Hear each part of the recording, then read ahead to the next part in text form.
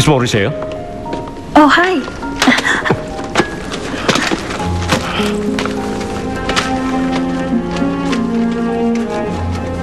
Ayos ka naman?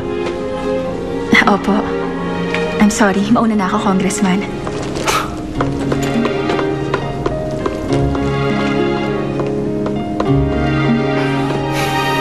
Here you go, Congressman Kang. Alam kong busy-busy ka ngayon dahil sa election. What can I do for you? I need your help para sa election. Anong klaseng tulong?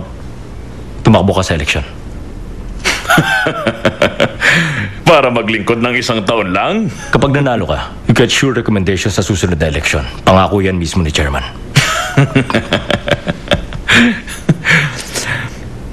Paano ko mapapanghawakan ng pangako niyang yan?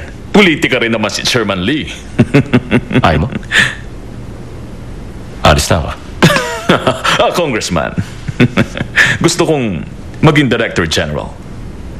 Sana naman matulungan mo ako dyan.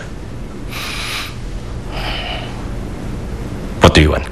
Iniisip ko, yung susunod na eleksyon ay mailagay ako sa pinakamataas na posisyon.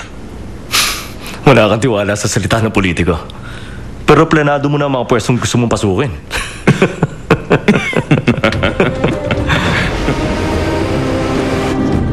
Uy, di ba si Mauricio yan?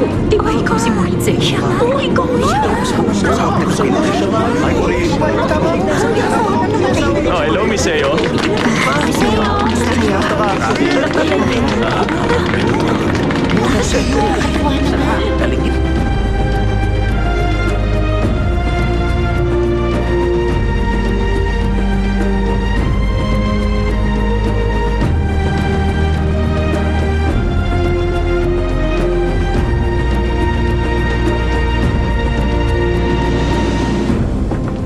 Miss Maureen?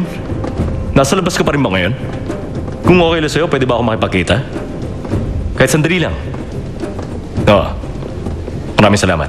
Kita na lang tayo sa Heritage Club. Yes. Abangan bukas sa Big Thing. Miss Maureen, naisip mo na ba na pumasok sa politika? Ano? Naghahanap ako ng kandidatong pwedeng kumatawan sa Namsong District.